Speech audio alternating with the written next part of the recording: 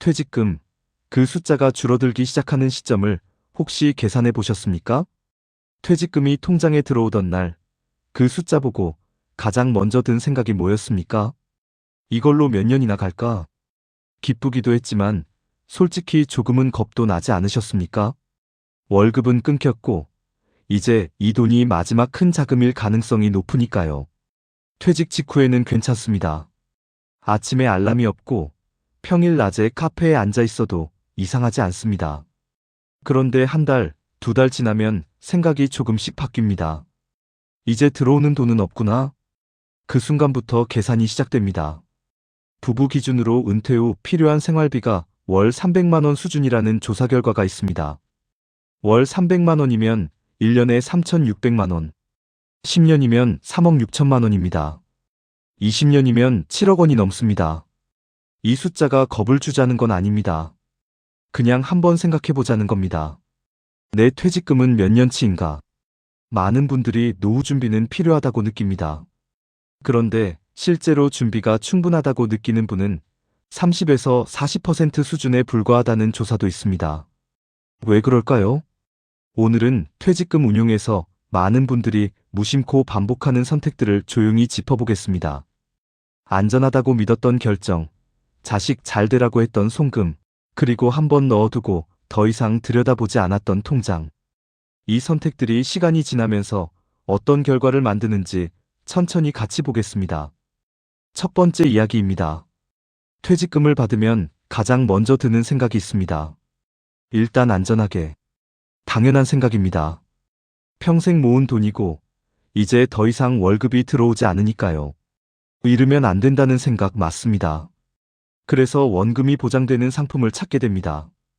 이자가 조금 낮더라도 원금만 지켜지면 된다고요.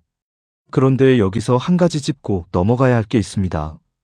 우리나라 퇴직연금 적립금이 지금 400조 원을 넘었습니다. 상당한 규모죠. 그런데 그 돈의 대부분이 원리금 보장형 상품에 들어가 있습니다. 원리금 보장형이라는 건 쉽게 말씀드리면 원금은 지키되 수익률은 아주 낮은 구조입니다. 그게 왜 문제가 될 수 있냐고요. 예를 들어 1년에 2% 이자를 받는다고 해봅시다. 1억이면 200만 원의 이자가 생깁니다.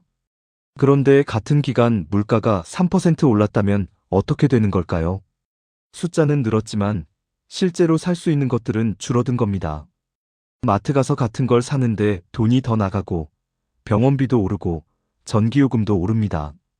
이걸 전문 용어로 실질 구매력이 떨어진다고 합니다. 쉽게 말하면 돈의 힘이 약해진다는 뜻입니다. 실제로 퇴직연금의 장기 평균 수익률이 같은 기간 물가 상승률과 비슷하거나 낮았던 시기들이 있었습니다. 원금은 지켰는데 실질적으로는 제자리 걸음이거나 오히려 뒤처진 결과가 나온 겁니다. 2, 3년 차가 되면 이게 숫자로 느껴지기 시작합니다. 이자는 조금씩 들어오는데 생활비는 그대로 나갑니다. 처음엔 이자로 좀 충당되겠지 싶었는데 계산해보면 이자, 수입보다 생활비 지출이 훨씬 많습니다.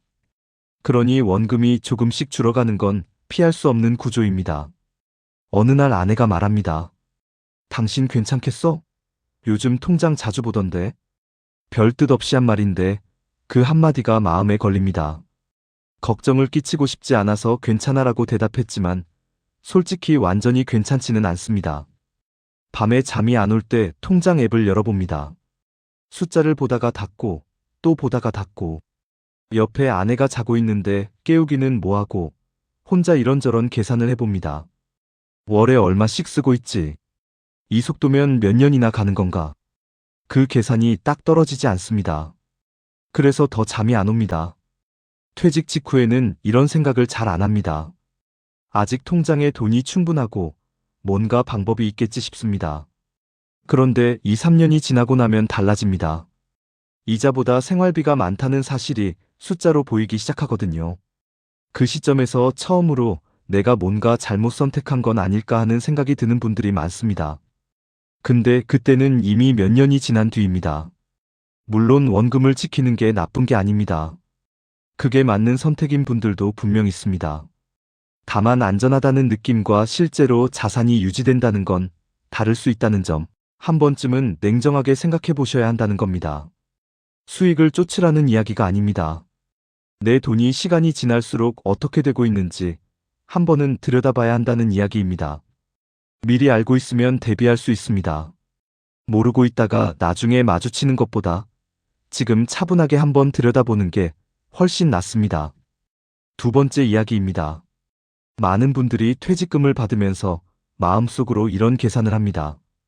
이 돈이면 우리 둘이 살기엔 충분하겠지.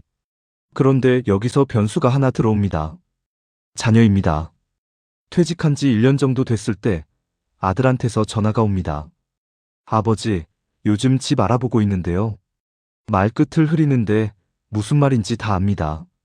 직접 부탁하는 말은 아니지만 그 말 뒤에 뭐가 있는지 모를 부모가 있겠습니까? 자식 문제는 참 어렵습니다. 안 도와주자니 마음이 안 되고 도와주자니 내 노후가 걱정됩니다. 그 사이에서 많은 분들이 결국 자식 쪽으로 기울게 됩니다. 그날 밤 아내와 식탁에서 이야기를 나눕니다. 우리가 도와줄 수 있는 만큼 도와주고 우리 거는 우리가 지켜야죠. 아내의 말이 맞긴 한데 우리가 도와줄 수 있는 만큼이 얼만지를 딱히 계산해 본 적이 없습니다. 그냥 느낌으로 이 정도는 괜찮겠지 싶어서 도와줬는데 그게 쌓이다 보면 생각보다 큰 금액이 됩니다. 스마트폰을 들어 송금 버튼을 누르는 순간 잠깐 망설이다가 보냅니다. 나중에 갚아도 되는 거야. 그냥 줄게라고 말하면서요. 결혼 자금, 전세 보증금 일부, 손자 생기면 또 이것저것. 한 번만 도와주자 했던 게 2번, 3번이 됩니다. 크게 쓴 것 같지 않은데 어느 순간 통장이 눈에 띄게 줄어 있습니다. 그리고 본인 건강 문제도 있습니다. 60대 이후로는 병원 다니는 일이 부쩍 늘어납니다. 큰 병이 아니더라도 무릎이 안 좋아지고 혈압약은 꾸준히 먹어야 하고 정기 검진도 있습니다. 진료를 마치고 계산대 앞에 섰는데 영수증 금액이 생각보다 나왔습니다. 별거 아닌 것 같았는데 하고 생각하다가 지난달도 비슷했던 게 떠오릅니다. 처음엔 예외적인 달이라고 생각했는데 그게 반복되면서 어느 순간 고정 지출처럼 자리를 잡아갑니다. 앞서 말씀드린 월 300만 원 생활비에 이런 비정기 지출이 더해집니다. 자녀 도움, 의료비, 집 수리, 경조사. 이런 것들이 한 달에 한 번씩은 어김없이 생깁니다. 여러분도 이런 경험 있으실 겁니다. 이번 달은 좀 많이 나갔네 싶은 달이 계속 반복되는 느낌, 딱 그겁니다. 자녀에게 보태주는 돈, 아예 안 도와주라는 게 아닙니다. 다만 얼마까지는 괜찮고 그 이상은 네. 노후를 위협한다는 기준선을 한 번이라도 그어본 적이 있느냐는 겁니다. 막연하게 괜찮겠지라는 느낌으로 결정하는 것과 내 자산 현황을 보고 이 정도는 줄 수 있다고 판단하는 것은 결과가 다릅니다. 그 차이가 10년 후에 드러납니다. 자식 돕고 싶은 마음은 당연합니다. 그런데 내가 나중에 자식한테 손을 벌려야 하는 상황이 되면 그게 더 큰 짐이 될 수 있습니다. 어느 쪽이 진짜 자식을 위하는 건지 한번 생각해 보실 필요가 있습니다. 세 번째 이야기입니다. 어쩌면 가장 흔한 실수일 수 있습니다. 퇴직금을 어딘가에 넣어두고 그 다음부터는 잘 들여다보지 않는 겁니다. 5년 차가 됐을 때의 이야기를 해볼게요. 어느 날 오후 서류 정리를 하다가 오래된 보험 내역서가 나옵니다. 이거 내가 가입했었나? 싶은 것도 있고 이게 아직 유지되고 있나? 싶은 것도 있습니다. 언제 가입했는지 기억도 잘 나지 않습니다. 컴퓨터를 켜서 예전에 만들어뒀던 엑셀 파일을 열어봅니다. 퇴직하던 해에 자산 현황을 정리해둔 건데 5년이 지난 지금은 현실과 한참 다릅니다. 어디 있는 돈인지, 이자가 어떻게 됐는지, 중간에 해약한 건 있는지. 정리하려고 앉았다가 1시간이 지나도 정리가 안 됩니다. 아내가 들어오면서 말합니다. 그거 뭐야? 요즘 또 그거 보고 있어? 그냥 좀 정리하려고. 뭔가 문제 있어? 아니, 그냥. 그 대화가 짧게 끝납니다. 아내도 더 묻지 않고 본인도 더 말하지 않습니다. 그냥 화면을 닫습니다. 여러분도 이런 경험 있으실 겁니다. 한번 설정해두고 그냥 잊고 계신 금융상품 하나쯤은 있지 않으신가요? 내가 얼마나 가지고 있는지, 그게 어디에 어떻게 있는지 정확하게 한 번에 말씀하실 수 있는 분이 생각보다 많지 않습니다. 은퇴 이후의 자산 관리는 사실 젊었을 때 투자와 성격이 다릅니다. 젊었을 때는 손실이 나도 회복할 시간이 있습니다. 다시 일해서 벌 수도 있고 기다리면 올라오기도 합니다. 그런데 은퇴 이후에는 다릅니다. 시간이 많지 않고 새로 벌어서 채울 수 있는 구조가 아닙니다. 그래서 은퇴 이후의 자산 관리는 수익을 얼마나 낼까의 문제가 아니라 이 자산을 얼마나 오래 안정적으로 유지할 수 있을까의 문제로 바뀝니다. 점검하지 않으면 그 흐름을 모릅니다. 어디서 새고 있는지, 어떤 부분이 예상과 달리 움직이는지 보지 않으면 알 수가 없습니다. 점검이 어렵게 느껴지는 이유가 있습니다. 경제 뉴스는 복잡하고 숫자 보는 것도 솔직히 좀 귀찮습니다. 그리고 어차피 당장 쓰는 돈도 아니니 나중에 보면 되겠지 싶기도 합니다. 그런데 그 나중에가 계속 밀리다 보면 정작 중요한 시점에 내 자산이 어디 있는지조차 모르는 상태가 됩니다. 그 상태에서 갑자기 큰 지출이 생기면 어떻게 대응해야 할지 판단이 서지 않습니다. 크게 바꾸자는 게 아닙니다. 그냥 내 돈이 지금 어디 있고 어떻게 흘러가고 있는지 한 번씩 확인하는 것. 그게 전부입니다. 퇴직 이후 5년이 지나도 10년이 지나도 기본적인 구조는 바뀌지 않습니다. 수입은 없고 지출은 계속됩니다. 그 사이에서 자산이 얼마나 오래 버텨주느냐가 결국 은퇴 생활의 질을 결정합니다. 반년에 한 번이라도 내 자산이 어떤 상태인지 들여다보는 것. 생활비 지출과 잔액이 어떻게 흘러가고 있는지 보는 것. 이걸 꾸준히 한 분과 그렇지 않은 분은 5년 후에 서 있는 자리가 다릅니다. 한 가지 더 말씀드리겠습니다. 은퇴 이후에 돈 문제를 바라보는 시각 자체를 한번 바꿔볼 필요가 있습니다. 많은 분들이 은퇴 자산을 이렇게 바라봅니다. 이 돈으로 얼마나 벌 수 있을까? 그런데 은퇴 이후에는 이 질문보다 더 중요한 질문이 있습니다. 이 돈이 얼마나 오래 버텨줄 수 있을까? 이 두 질문은 비슷해 보이지만 완전히 다릅니다. 전자는 수익 극대화의 관점입니다. 더 많이 불리는 게 목표입니다. 그러다 보면 리스크를 감수하거나 잘 모르는 상품에 손을 대거나 누군가의 말을 믿고 따라가는 일이 생깁니다. 후자는 지속관리의 관점입니다. 있는 자산을 최대한 흔들리지 않게 오래 유지하는 게 목표입니다. 크게 불리기보다는 크게 줄지 않게 하는 게 핵심입니다. 예를 들어 5억이 있다고 했을 때 연 3%를 꾸준히 유지하는 것과 어느 해에 20%를 벌고 다음 해에 15%를 잃는 것. 어느 쪽이 나을까요? 단순히 숫자로만 보면 비슷할 수 있지만 마음의 안정과 실제 생활의 안정감은 전혀 다릅니다. 은퇴 이후에는 안정감 자체가 중요한 자산입니다.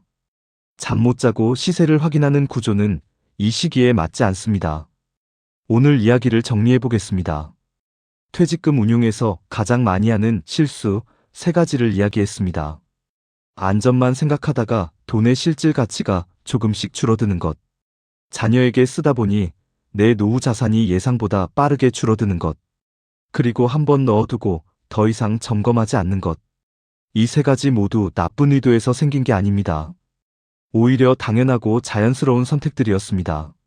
안전하게 하려 했고, 자식 잘 되길 바랐고, 복잡한 걸 멀리하려 했을 뿐입니다. 그게 실수가 되는 건 결과를 미리 한번 그려보지 않아서입니다. 실제로 이런 분들이 많습니다.